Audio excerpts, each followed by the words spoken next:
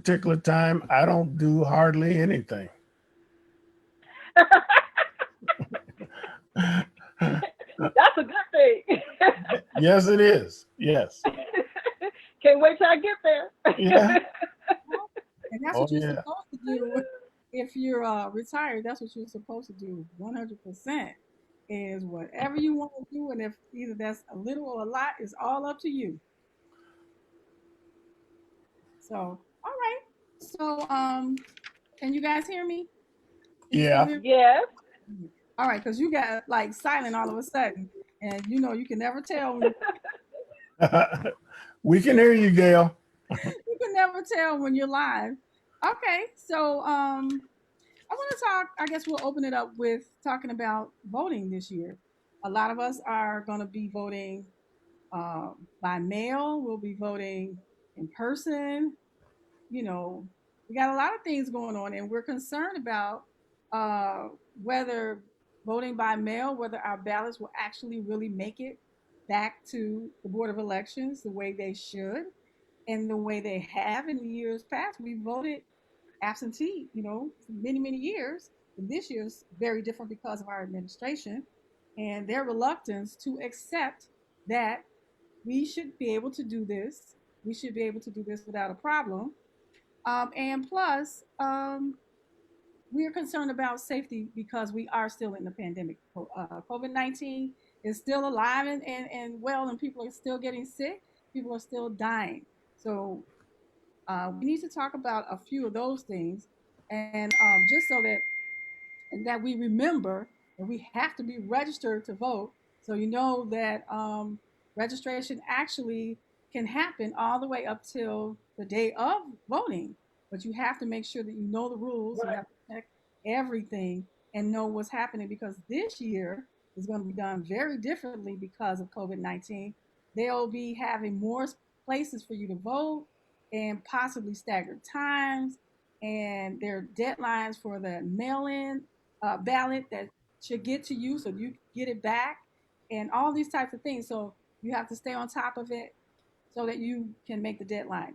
Because in addition to all of that, our communities are facing a lot of obstacles because people don't want to give up the seat because they know they haven't done right by our community, by the country.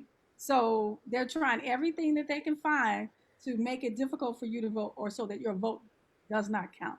So we have to stay on top of the rules. I'll direct you to vote.org and the Board of Elections. You just have to be proactive. We really have to be proactive. You want your vote to count and you want to make it happen and get it in on time. Okay, everybody. Anybody? Absolutely. Well, MJ, since this was the topic you wanted to talk about, we'll let you start us off. Well, I wanted to actually talk about Ruth Bader Ginsburg, but because I didn't know a whole lot about her, I know that she was on the Supreme Court justice, and that she was a huge advocate for women's rights, and the fact that she actually, just a little back history on her.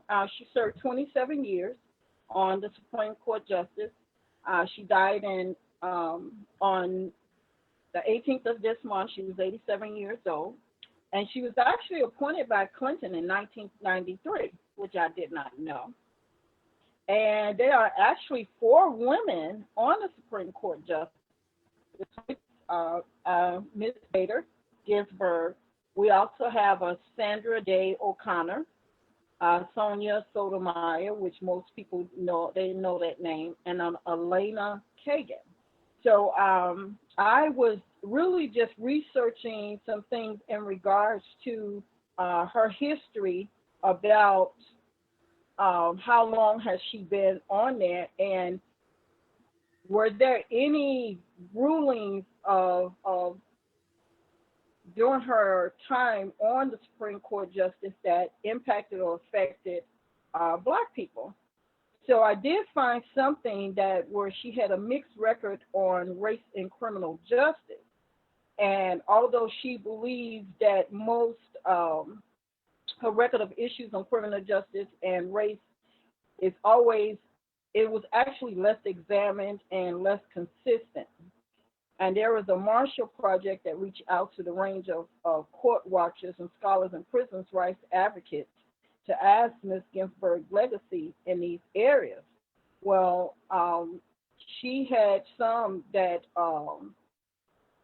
she did rule on in regards to the rights of incarcerated, and how she spoke out about how a great deal of blacks were being incarcerated, but she was not the primary author of a decision that was made that generally impacted those incarcerations of a lot of us in the, you know, as far as prisoners' rights.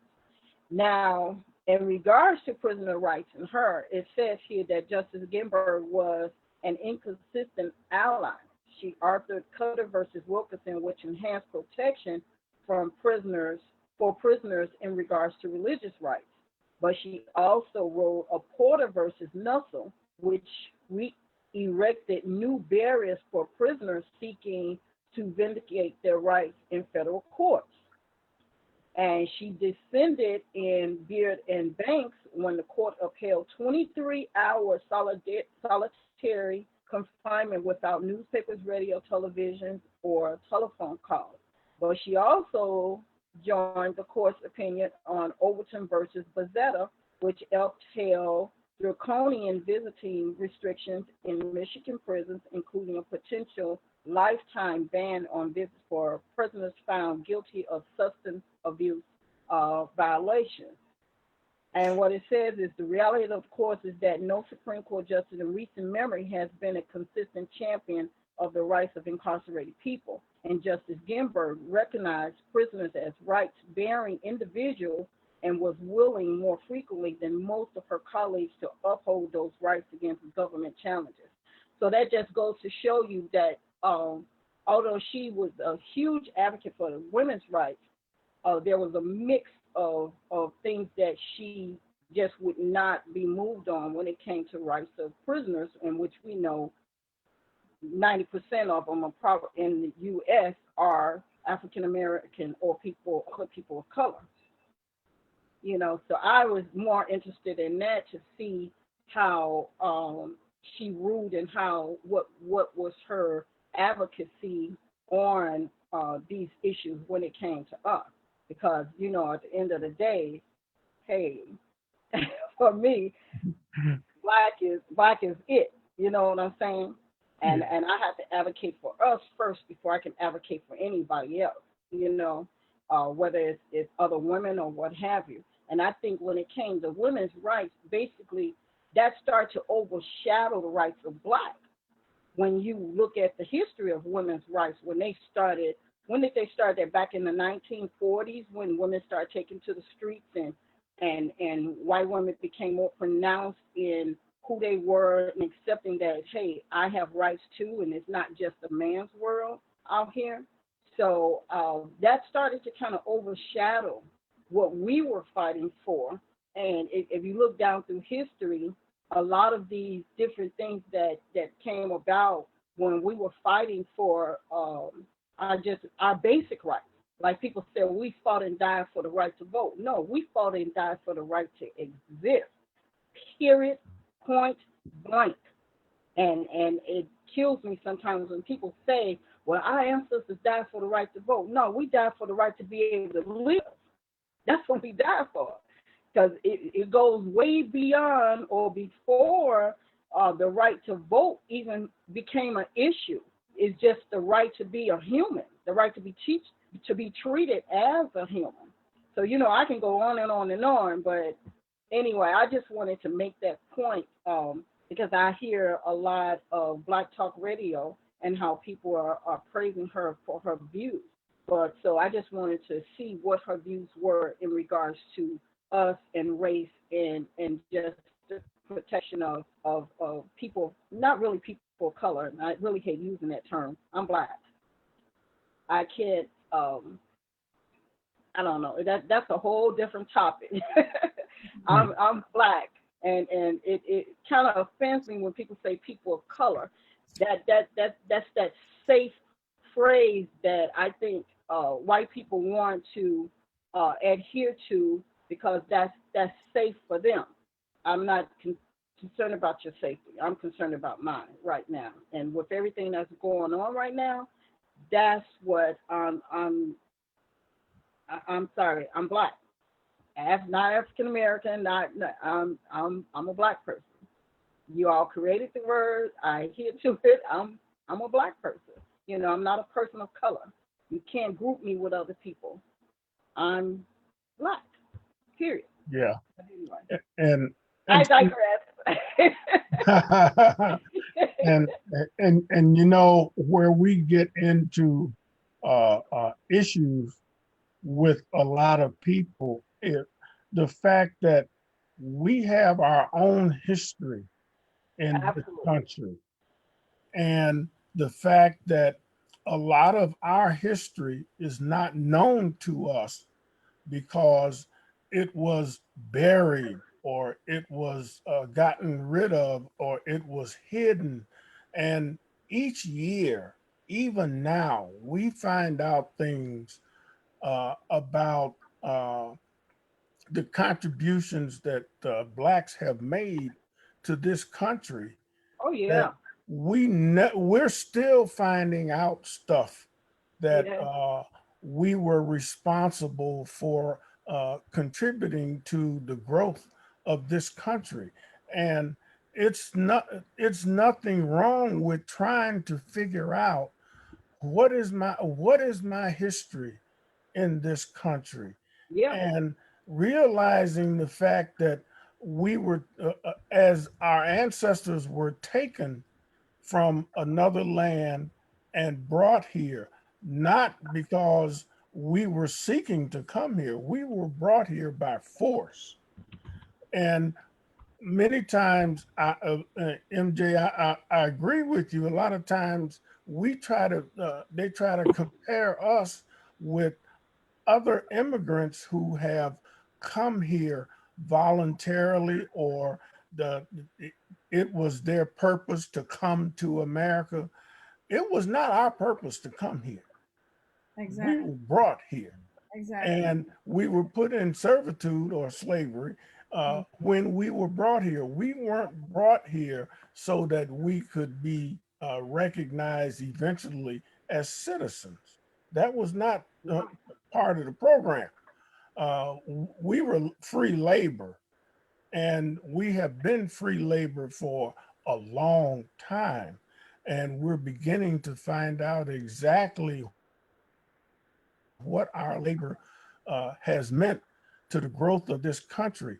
And when I hear people get upset, you use the word reparations, and people just get all bent out of shape about that. Well, you have to understand exactly what does that mean. And Yeah. we're talking about, when you put it in the context of generational wealth and so forth, we are a long way behind how that has affected us as a race of people. It, it, Absolutely.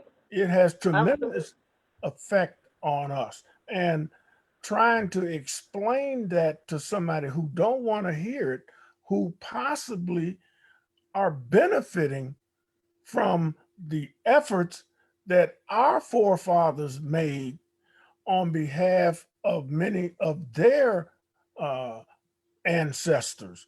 Not all, but some of their ancestors benefited greatly. Some of the biggest companies we have in this country benefited from slave labor. And some of them have admitted it, but many of them have not. But they exist because of the contributions that many of our ancestors made to the development of this country. You have absolutely. You have to look at the fact of how. I mean, let me just real quick how we got here. First of all, we didn't come here voluntarily. That's true. Second of all, we were not taken by Europeans. We were negotiated because other Africans enslaved us, and that was if you had a more powerful tribe, you got enslaved. and then they offered them goods and services or what have you over there, and we were taken into slavery and sold by other Africans. Mm-hmm. And the reason why I say we're black, because you have other cultures of black, like Nigerian Africans, not all of them, and you have these islanders, and they'll correct you in a hot minute and say, "I'm not black, I'm Jamaican, or I'm this, I'm that." And you have some that will go to task with you and tell you, "Well, you have no culture." Where if we have no culture, look at Akon, the singer. He said we need to get over our history and move forward. Well, history is what makes you. History is what makes you strong. History is what culturizes you. If we don't have a culture, then why are everyone trying to imitate who we are, what we have, and what we do if we don't have a culture? We came in here, we had to find our own identity and create it and create a culture. Look at white women and other women of color who are big lips. It wasn't we were treated like, oh, you got a big nose, you got a big lips, and we should be embarrassed by it. But you get enhancements to have all this and have a big ass, which we have naturally been having. And it pains me when I hear other black Americans say, oh, she went and bought that ass. Well, whether she bought it or not, or was born with it, it's hers. Right.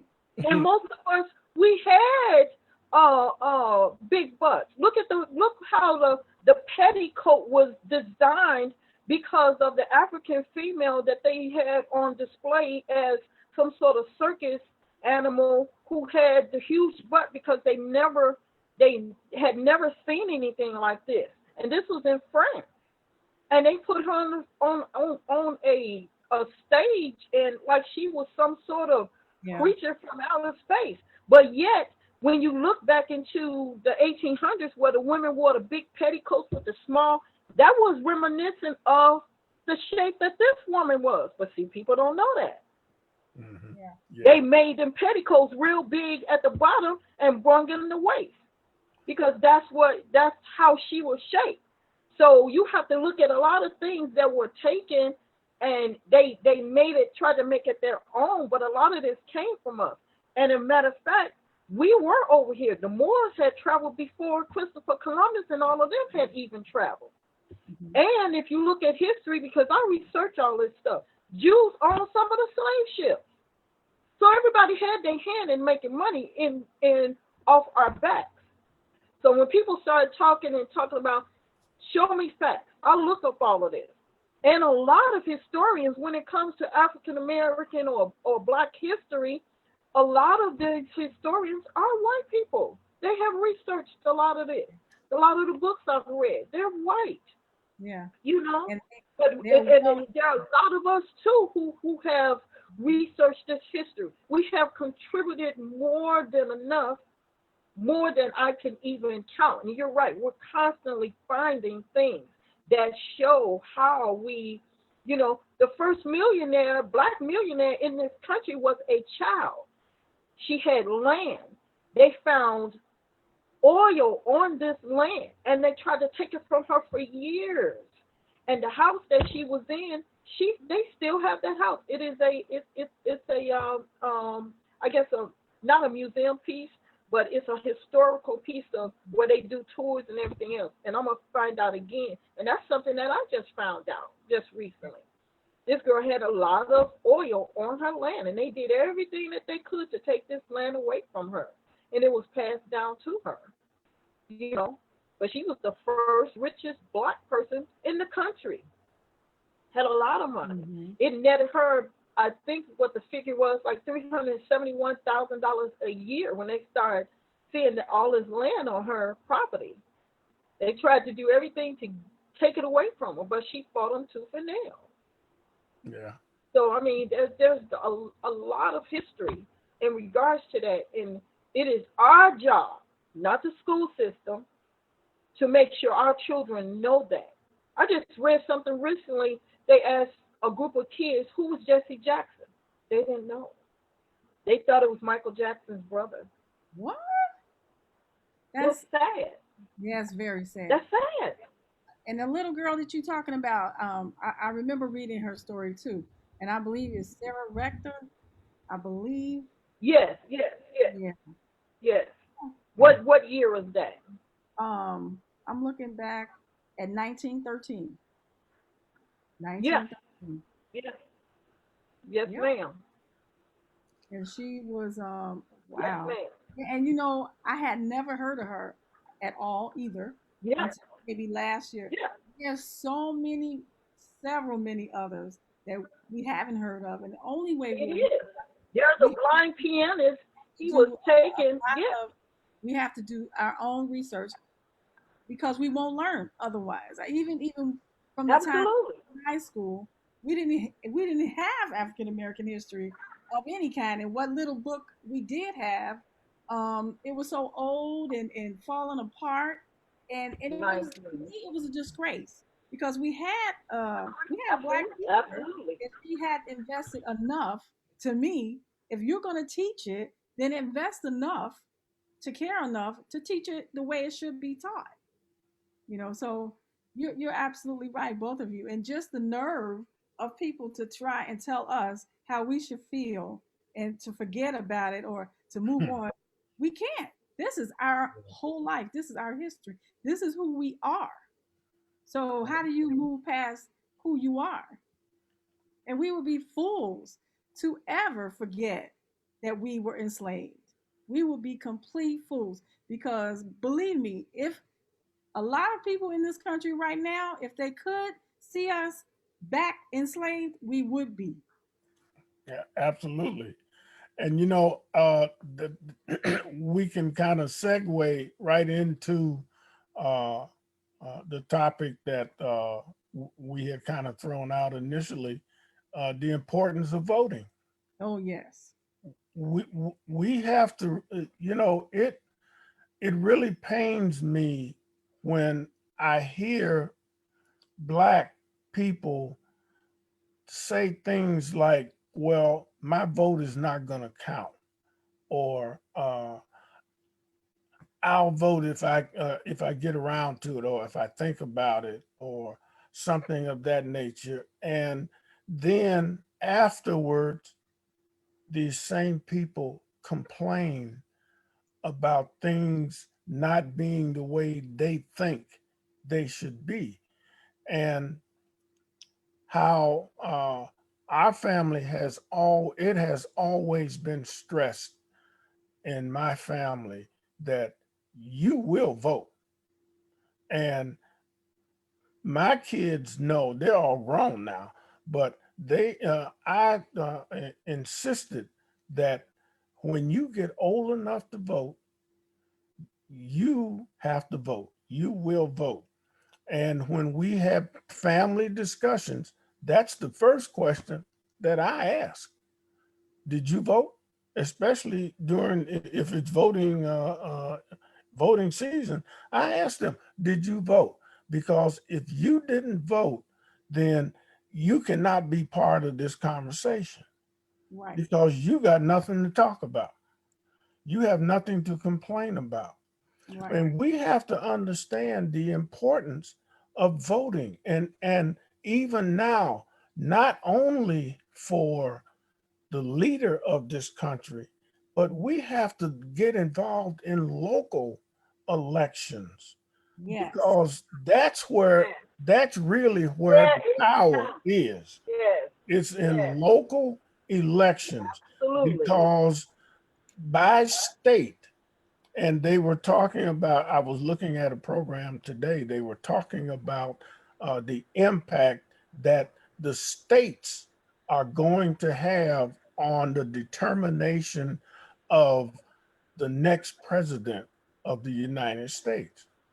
It's it boils down to states and how these states handled their elections, which then lets us understand the the ruling that was made by the Supreme Court when they took away that section of the Voting Rights Act, where those southern states no longer were being held accountable for making policies and rules governing voting. And when they did that, it doesn't it it doesn't come to mind right now. But the fact that the Supreme Court uh, during Obama's reign, they eliminated a section of the Voting Rights Act whereby those southern states, it was about five of them, are now able to put in whatever laws they want to put in to govern voting and the right to vote. And we see the results of that. Stacey Abrams is a prime example of that. The governor of Georgia just eliminated a couple 100,000 people from voting by changing the rules, because he was able to do that because of the decision of the Supreme Court. These are the things we have to be cognizant of, and we have to look at and be aware of who our governor is, who our lieutenant governor is, who our state representatives are. We better pay attention to these people because they can determine what kind of lives what's going to affect us. What kind of lives are we going to live by the decisions that they ultimately make? Right. And this is yes, and this is what I was advocating. And Gail will tell you, I've always advocated for that because the electoral college, as you can see, they chose Trump. He was not the favorite. They have the decision, and people research it, to make the decision who becomes president, who becomes vice president. And you're absolutely right. I have always been a huge advocate of these local elections because these are the people that will directly, their decisions will directly affect us and our livelihood. And we have to be cognizant of that and make sure that we do the research, especially these judges. If we want our children, when they get put into this system, you know what I'm saying, especially our black males put into this system, we need to know that these judges are going to be fair. If you are not, you got a right wing judge, he's going to send as many prisoners, black folks to jail as he can.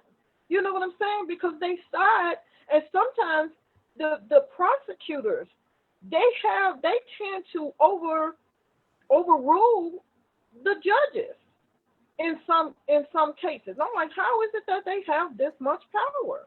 So we have to be cognizant of who gets into these offices because they are the ones who directly impact our lives when it comes to policy making and decisions and stuff for us. And just a side note, my cousin been doing some one research. second, Marcella, 1 minute. I just want to say too that we have to really be very seriously cognizant about who we let sit in Congress because they are the ones who are going to make the laws, and we have these judges interpreting the laws, and they're going to do it. They're going to interpret the laws how they see fit. So, and we are insane if we think that we will be able to sit back and not vote and think that our votes don't count. They count. Believe me, they count. You have to, our vote is our power. Our vote is our voice. I say that too, Marcella, over and over and over and over. You may not like the two choices that we have for our president, but you have to still exercise your right to vote. You do still have to go to the poll or however you cast your ballot.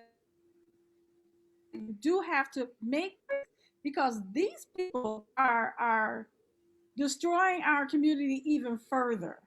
I mean, they tore us apart just bringing us here by force, and our lives have been constructed to their benefit.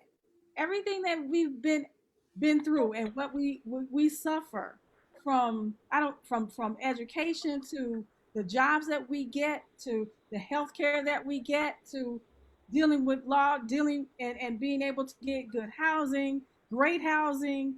You can just name it. It's across the board. We cannot sit back and Exactly. not see the reality of what has happened to us, how we got here. And it's not going to get any better unless we continue to push and to fight and we will still have to fight even after we gain ground. This fight will never end. It will never end, and we will always have to do it. We will always have to put in the work, and you cannot think that you can look the other way and somebody else is going to do it. That's not going to happen. And the electoral college has No. always had the power to choose the president. Has always. That's not anything new. And as you said, Marcella, we learned this in grade school. You study the Constitution, you learn Yeah. this. So And they need to bring it back. They don't have it anymore. They don't teach civics. They don't teach civics. So it's our job to teach it to our children. They don't teach civics. And when they put, like here in Chicago, they put these programs in place. Oh, we need programs for children and this and that. Okay, name these programs. My thing is, when you have these programs or after school programs, let one of them be money management, let one of them money growth, how to own your own business. Teach these kids that early on. And I'm talking about high school. You got grammar school kids who are entrepreneurs out there already. I just looked at a little young boy who was 11 years old, scored the highest score, which is 162 on the Mensa test. He's black, African American boy, 11. 162, that's the highest point you can get. But what I'm saying is, just imagine, even these millennials, they need to unseat these aldermen here in Chicago.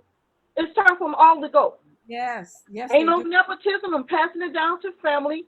Unseat them. Get y'all butts in those offices so that you can make a change. Like one sign, they marching in Washington now, and there was a sign up on Facebook, and they were like, y'all picked the wrong generation to F with. Make it count. Make them believe that. Mm-hmm. Get y'all butts in these offices and unseat these aldermen. There are 25 of them. There's no reason why we still should be in the position that we're in. Unseat their butt. Hold their feet to the fire. They were supposed to be unpaid liaisons with the city, between the community and the city, paid with a stipend. Now they all make six figures, and these are their permanent jobs that they can retire from and pass down to their children. Unseat these mofos, because they're not doing anything. You want change? Start there. Yeah. And I get tired of people saying, we need to do this. No, do it. I'm over here fighting for the right to not have this huge ass homeless shelter of men, and some of them have backgrounds. And don't get me wrong, I'm a homeless advocate. But when you have that magnitude, they have all types of criminal backgrounds, and one that's at the top of my list. If you are a sexual offender, whether it's pedophile or against women, period, you should not be here. They have 10 cities in Atlanta for pedophiles and sexual offenders because they want to keep them away from the population. Mm-hmm. There's no reason why you put that here in a densely populated residential area, and these are historical bungalows over here. I'll be damned, Lori Lightfoot. He rezoned this for a special use property, which could go anywhere. Now, if you try to buy over here, what happens is the bank won't give you the loan because they rezoned that school. My thing is, tear the damn school down if you all are not going to use it. Build some more housing there, or build some sort of rec center for children or what have you. But get rid of it. They got to go. It has the capacity to reach 540 men. They moved the women and children, which I didn't know was there, and they moved them down to the Bronxville in a smaller school down there. But you have the capacity to have 500 and something men here, and it's a test run until April. Well, guess what? If the community don't speak up and it turns out to be okay, they're going to make that a permanent housing for all those men. And whether or not kids are in school or not. And just the way that you said it, at Calumet High School. In secret. It was done in secret. They did in secret, so they violated all types of laws when it came to the community because they did not tell us. Right. And there was no way they did that in a black community, and I'm telling you, there's no way they would have gotten that passed in a white community. They just No. no way. And they do have a lot of homeless people up there, but Yeah, not at this magnitude. This is ridiculous. You and all could have found some other property, commercial property, or put them on a main thoroughfare. Now they're hanging out in the neighborhood. I looked on our Facebook group today, and it's about 10 pictures of them just hanging out. But you said you had it under control. You had 4 security guards for the whole facility, and you make your rounds. Number one, if you have sex offenders there, they're not supposed to be in so many feet of children. Well, they're still practicing their football, having their football practices up here. Number two, if you're homeschooling the kids now because they're not in school, guess what?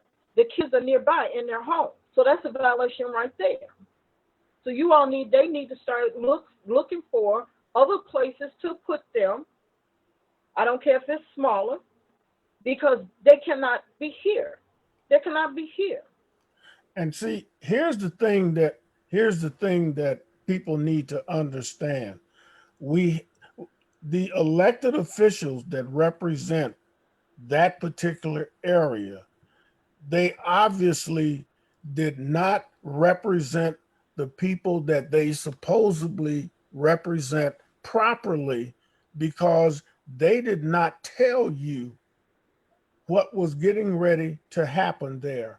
And see, these types of things, people have to get up in arms about, and they have to say, okay, if this is what you think of me and this community, then you don't need to be the elected representative of this community. We need to find somebody else who is going Absolutely. to represent our interests. But see, what where we fail to do that is we will turn around and elect these people right back in office. Every 4 years, we put them right back in office. And it gets to a point where they just feel they can just do whatever and collect the check and don't represent you. And when you go down to their office, then they want to beat their chest and act like they all this and a cup of tea. And they really aren't doing anything for the people that represent them except trying to get their Absolutely. vote. And that's why I always say too, you can compare a lot of these elected officials to a relative that you had faith in and said, "Oh yeah, you can stay for a while until you get on your feet."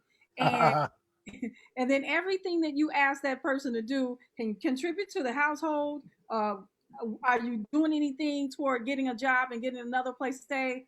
And everything that you ask falls on deaf ears, and they look at you as if you've offended them to ask what their plans are. And there's no way that most of us would allow someone to sit and eat and take up space in your house, freeload. There's no way that we would sit there and allow it and just keep looking the other way year after year after year after year. And that's what these elected officials are doing. They are freeloading. And you're right, Clarence. They're Yeah. getting big fat salaries. They're getting all kinds of in kind gifts, and they get a pension. And a lot of people out here, especially now during the pandemic, they don't have food, they don't have jobs anymore. They're concerned about their health care. They can't even pay their bills. They can't pay their rent or mortgage. And these folks, they take for granted that we will not show up at the polls. Believe me, folks, they take for Mhm. granted. They've been there for forever, a lot of them in our communities, and we do them. You go the the condition of the neighborhood, just even the streets, big giant ass potholes. I drove on the south side a couple of streets and on the west side, and I'm telling you, block after block after block, I had never seen so Yep. many potholes. Come on, where's that alderman? Where is that alderman? There's no way that that alderman is having to deal with those big ass potholes all over the place and tearing up his car and damaging his car or anything like that. No, they're not going to live like that. They live in some big, fancy, beautiful place. Well, the people who are not voting and who are paying taxes have to accept that. or at least they think they have to accept it. You do not have to accept it. Absolutely. You don't. No, And if you you don't. You don't. can And do you it have to hold their feet to the fire. exactly, and if exactly, we have to hold them accountable. And if you think that you can do a better job than what they're doing, then you can run for alderman. You can. You don't have to sit there Absolutely. and take this shit and just it's just unreal. And I'm telling you guys, they count on us just being non-participatory. They just think we're gonna just take it and look the other way because we're just it's like we're compliant and we're just complacent in just the way that things are, thinking that they can't get any better. They can get better. They Well, can. what they're going to have to look out for, and I'm I'm I'm glad to see this, but uh, the energy has to be directed. The current energy that's going on across the whole country is with these young people, but they have to understand: don't tear up, correct. Don't burn it down, correct the problem that you recognize as being a problem. And burning down and looting and destroying property in your own neighborhood is not helping you at all. You need to look at what can I strategically do that is going to make a difference in my life. And whether you run for office or whether you hold the person's feet to the fire that is elected to represent you, that is your obligation as a citizen, is to do that. It's easy to go out here and throw a brick through a window and all that kind of stuff. And at the end of the day, what you have destroyed, you were and others were depending on to survive. And you just threw it away. And we can't do that. I understand they're angry.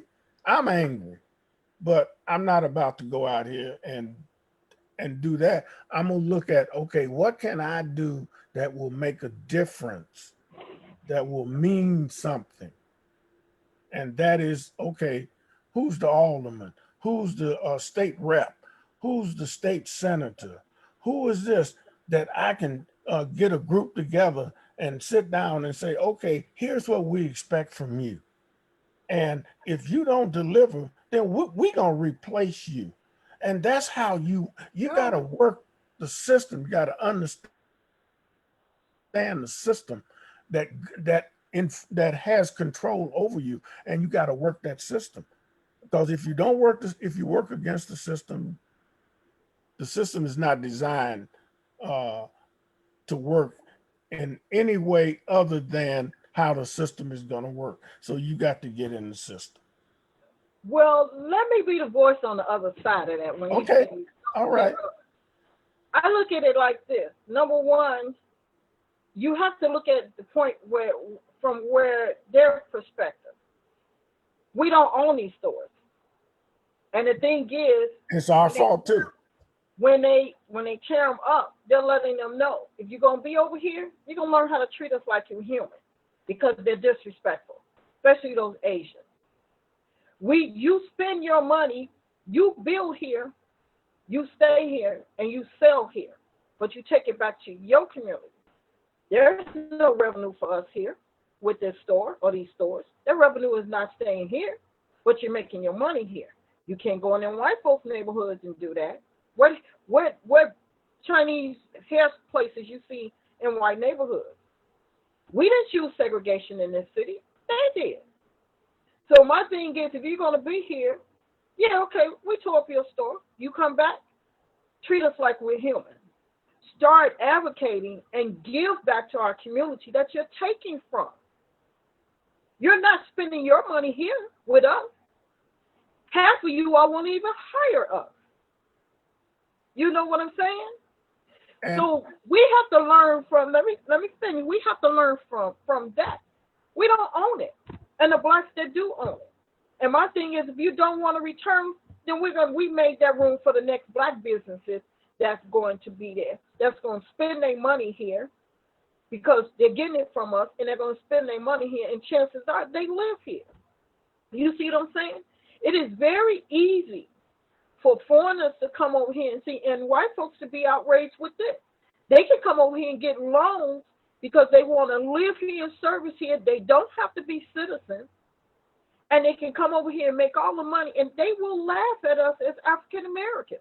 I've heard this from people who have talked to Arabic and Palestinians who have stores in our community, don't live in our community, and don't spend their money here, and don't want to live next door to you.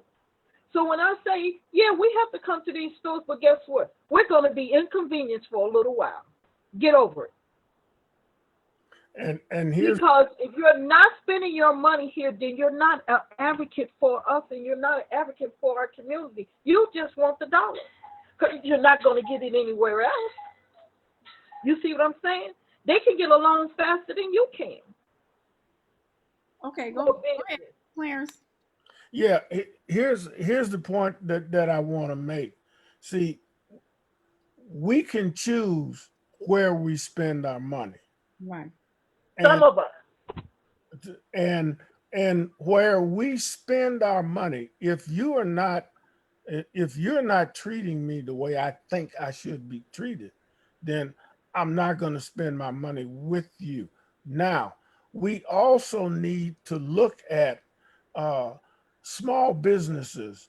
We have a lot of Black-owned businesses in our community, but a lot of times we don't frequent those Black-owned businesses, and we should, but we have to make them understand also that we expect you to treat us with a certain amount of respect. Absolutely. I've been in Black businesses that they act like they doing you a favor by selling you whatever products. And my point is, I'm spending my money here. Treat me with a certain amount of respect. But that's something that has to grow. And we are capable of, as a people, of doing that because we look back over, we've had the Black Wall Street.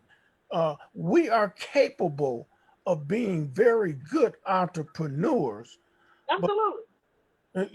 But we have to understand that that is how our community is going to grow, is when we start establishing our own businesses and running those businesses as a business and not trying to make the quick buck off of the first person that comes in. We want to overcharge them. Hey, treat that person right so that you can stay here and they will continue to come to your business. But like you said, we have Black-owned businesses, and you said we don't support them. Well, how are they sustaining? Because everybody else is not supporting them. So we got to be supporting them. And if you're saying that they overcharge, you don't think that the other races are overcharging us and we're not benefiting from it? Oh, absolutely. So my thing is, we got to stop expecting that we're going to get a handout from these business owners who are Black because we're Black, and we have a tendency to do that. If I'm a hairstylist and my family come to me, that's for me to give them a discount. But it's not for them to ask me to give them a discount because their regular hairstylist can't take them today. That has happened to me. This is my livelihood. How do you expect me to live? I have to take home money to take care of my family if this is what I do for a living. My prices are my prices. Now, if I choose to give you a discount, then I can. So you can't say that they overcharge us. That's their livelihood. Everybody else overcharges us, and we have no problem with it because we pay it because we frequent their stores.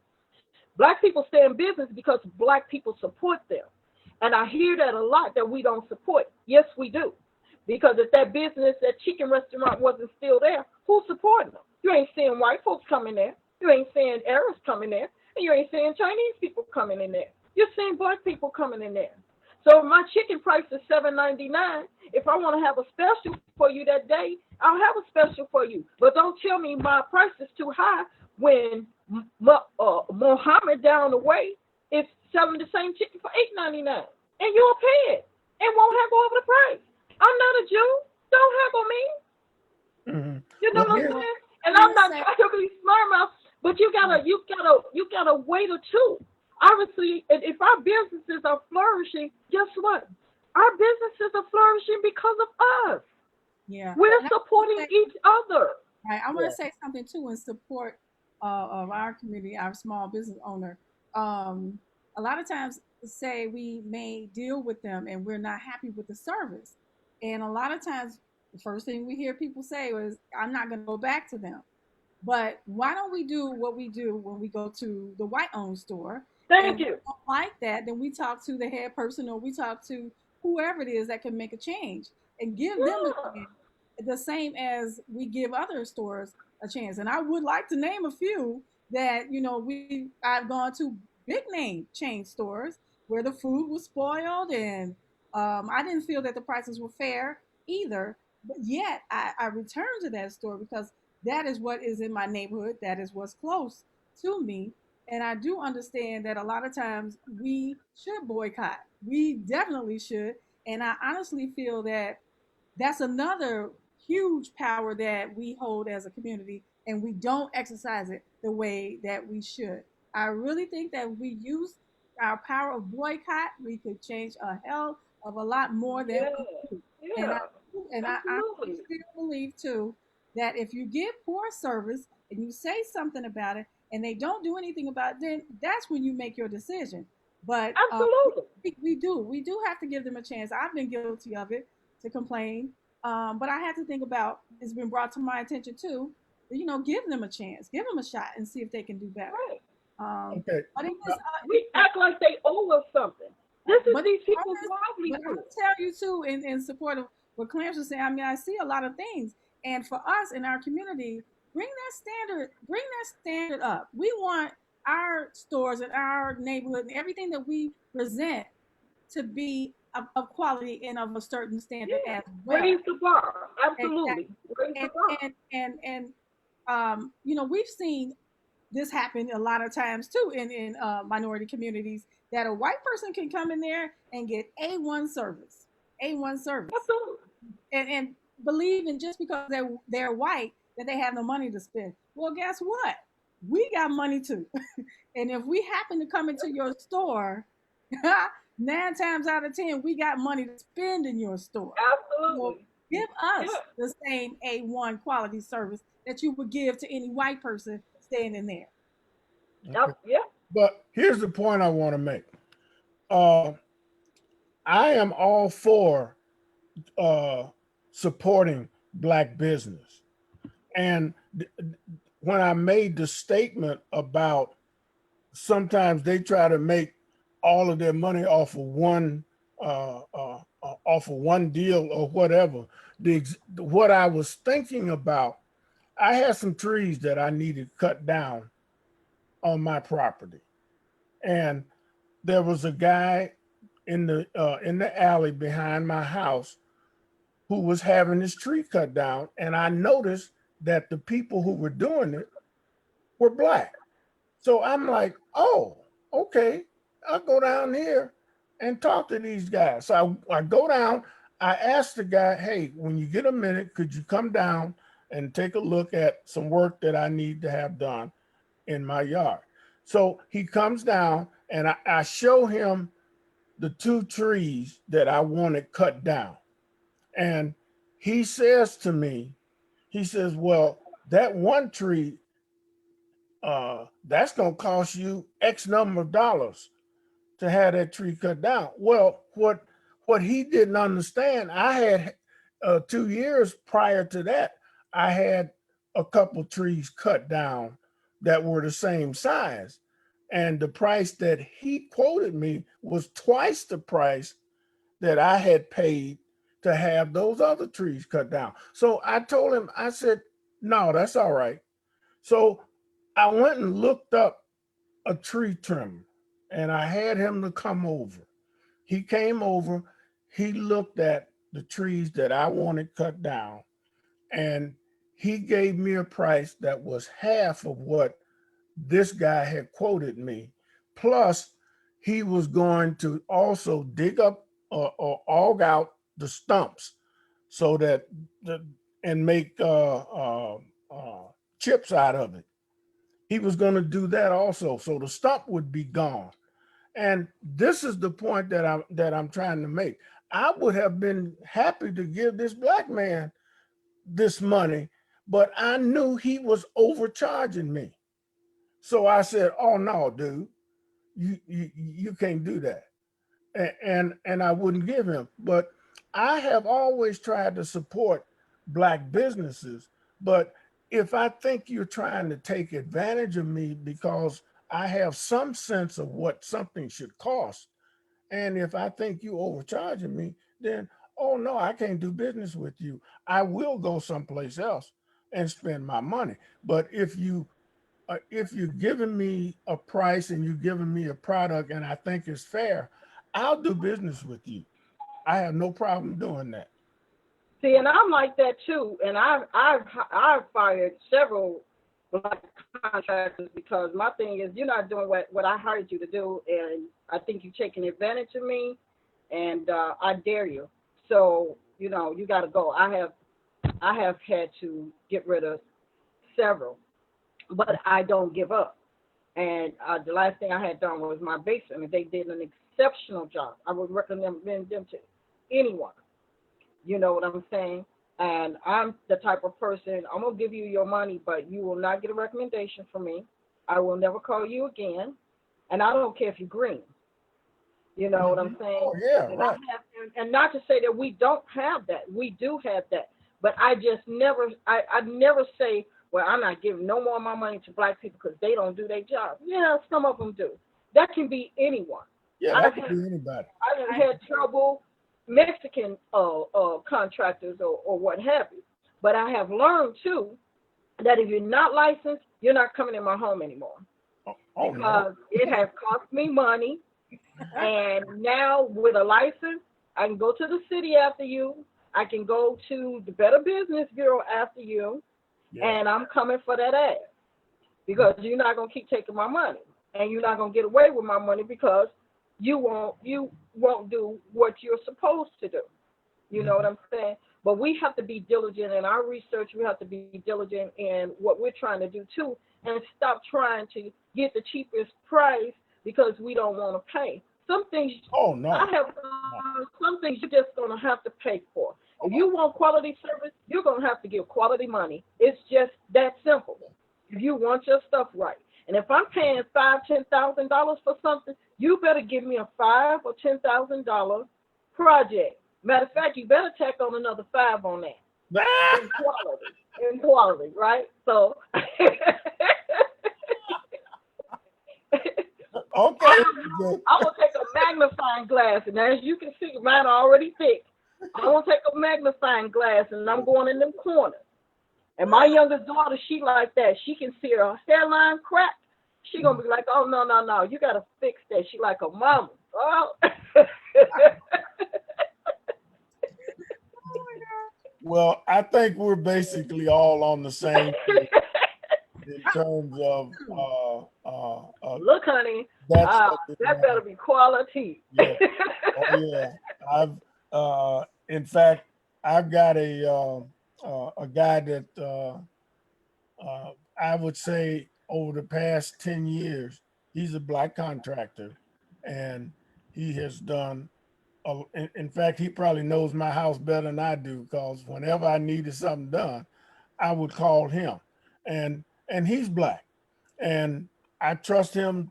Although I will walk behind him now, I still do that, but he does excellent work, and I keep him. But our the our blacks that are in business, they have to understand you have to be about business Absolutely. because people are paying you their money. So they want you to be about business. And when you bring the yoki doke or the BS, then that's when you're going to lose business and you passing out your cards. That's not impressing anybody. Nope. Uh, for the most part. How Right. you get business if you good Yeah. at it, it's word of Right. mouth. It's word of mouth. Exactly. Right. Absolutely, and that's pretty much how we get our business. It's absolute. And as you were saying about that, some of them don't take care of business. I look at all these black bars that have closed down. Some of Mm, these people have died, and they have not left anything for their families, and they didn't take care of their business. You Yeah, know, and the city won't give them licenses to reopen because they haven't transferred any names over or left any legacy, and it's disheartening. And it's bars that's been in business since I was little. You know what I'm saying? And this is where we all used to just kind of go and congregate and have a good time amongst each other in our own community. And so now a lot of them just will not be opening again because they didn't take care of business. We have to learn how to take care of business. We yeah, have to, like when Gail had the show about insurances, this is how you create generational wealth with this insurance. If I have siblings, we take out an insurance policy on each other. hmm, So if one dies, now you got money that you pass down to their children and to yours. You have to take care of your business. Put stuff on paper. Put stuff right. on paper. Have living wills. Have wills. Period. Put that stuff in writing. Right. You And know. another thing too, along with that, learning how to manage your business. You don't have Yeah. to be a small business forever. You do not. You can grow No. and expand and open up a chain of businesses. You don't always have to remain that small business.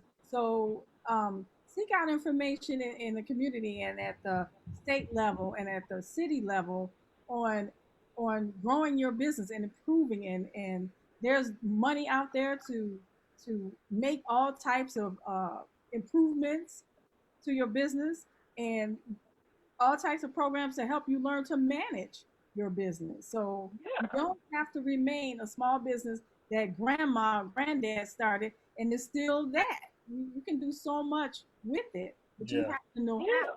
You have to know. Melissa Conyers, the city treasurer, she does I think it's called Money Management Monday. Every Monday, you know, because I get emails on how to manage your businesses. She has programs for businesses downtown where I think they're doing Zoom now, where she bring in experts and just the things she's doing within the city to help small businesses, especially maintain and grow. But there's a lot of help out there, and you don't have to. You know, change is good. You can't stay the same. Things change as you get older, and I noticed that a lot of and not to say about men, but a lot of these bar owners were men. They didn't take care of their business, and they didn't leave legacies for their children. You Yeah. know, or the ones that took over didn't do it, and you can't and if there's not a male to leave it to the women. Women have a good business sense. If a woman can run a household, she can run a business. Oh, Period. absolutely. And in fact, So, women make better business people than men do. exactly. Look at all the presidents. I There's admit always that. been a woman behind the president. A Yeah. woman. Yeah. Hey. And most of them been black women. So you have to, take care of your business, man. It's just, Yeah, I wanted to say too that that the city treasurer she has before the pandemic hit, she had gathered a panel of bankers, Illinois Business Association or small business people, and I mean just community organizations that help you to write your business plan. She had an entire panel sitting up there to take you from just like idea or something that you did to help you from step one all the way up to getting the money and becoming a certified minority business owner. She went around the city with this group and it was a 1 day workshop. You go there and you sit and you talk with each person after the panel, after the talk was finished. You could go and sit and talk with each person there to get advice on what you needed to do to start a business or to get a loan or whatever it is that you needed. She brought it to the community. She went to Austin. She went to Inglewood. I know she went to Albany Park. and I can't remember where else she went, but yeah, we have these people in place. We got women, very smart, very powerful women, and they're using their power to help, to reinvest, and to help us to get up and do something, and have something, build something for ourselves. And as you said, Marcella, to begin to leave, building that legacy that you can leave to your children and your grandchildren. These folks are on the ball. Yeah, and this should be an ongoing monthly thing in your community with the aldermen. So that's another thing that they could advocate.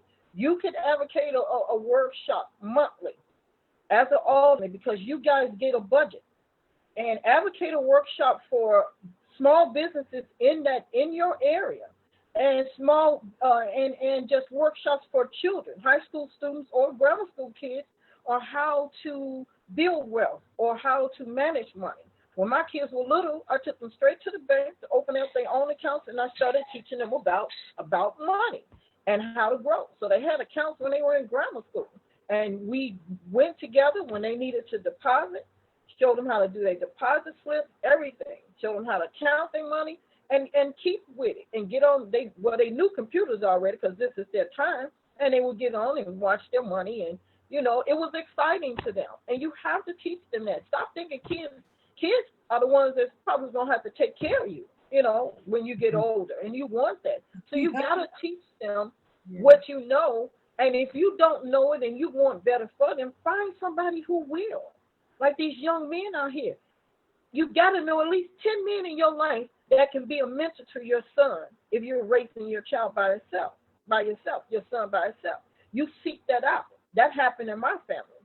You seek that out and find someone that you trust that would be a mentor, or just that your son or your daughter, because when boys start hitting puberty, they need to talk to a male. I can't raise a boy when they start hitting that age.